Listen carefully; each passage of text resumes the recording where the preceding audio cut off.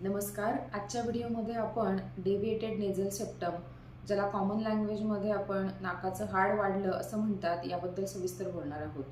तर डेव्हिएटेड म्हणजे तिरका झालेला, नेझल म्हणजे नाकाचा आणि सेप्टम म्हणजे मधला पडदा. हा नाकाचा जो पडदा असतो हा कर्व झाल्यामुळे एक साईडला तिरका झाल्यामुळे आपल्याला जो काही त्रास होतो त्याला आपण नाकाचं हाड वाढल्यामुळे त्रास होतोय असं जनरली म्हणतात. पण ते वाढलेलं नसतं, ते फक्त तिरकं झालेलं असतं. त्याच्याने त्रास असा होतो की ज्या बाजूने पडदा तिरका झालेला आहे त्या बाजूचा एअरवे, नाकाची नॉस्ट्रिल जी आहे म्हणजे नाकपुडी जी आहे त्या बाजूची, त्याचा एअरवे जो आहे, पॅसेज जो आहे तो छोटा झाल्यामुळे तिथनं हवा यायला जायला त्रास होतो. नाक बंद पडतं, सारखं चोकअप होतं, कंजेशन होतं नाकामध्ये आणि आपल्याला रात्रीच्या वेळेला हे त्रास जास्त जाणवल्यामुळे आपली झोप डिस्टर्ब होते. आपल्याला ब्रीदिंगला त्रास होतो, श्वास घ्यायला त्रास होतो.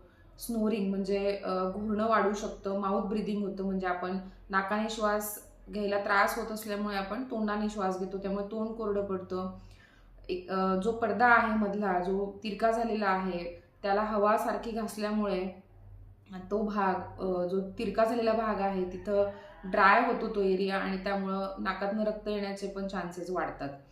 यावरती उपाय म्हणून आपल्याला ऑपरेशन सांगितलं जातं, परंतु त्याचा फारसा काही उपयोग होत नाही. ते पुन्हा थोड्या दिवसांनी तिरका होऊ शकतो.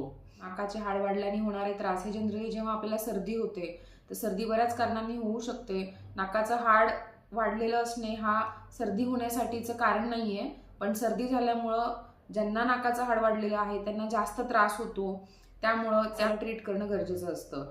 तर सर्दी बेसिकली झाल्यामुळे त्या कंजेशन आणि तिथलं इन्फ्लेमेशन वाढतं, त्यामुळे सायनुसायटिस होऊ शकतो, वारंवार सायनसमध्ये इन्फेक्शन होऊ शकतं, डोकं दुखणं, फेशियल पेन म्हणजे चेहऱ्यातले हे सायनसेस जे आहे इथं पेन होणं, फेशियल पेन होणं, अशा प्रकारचे त्रास आपल्याला होऊ शकतात. होमिओपॅथी उपचाराने हा त्रास तुमचा 100% बरा होतो. आपली इम्युन सिस्टीम वाढवण्यासाठी होमिओपॅथी औषध मदत करतं, जेणेकरून आपल्याला वारंवार सर्दी होत नाही.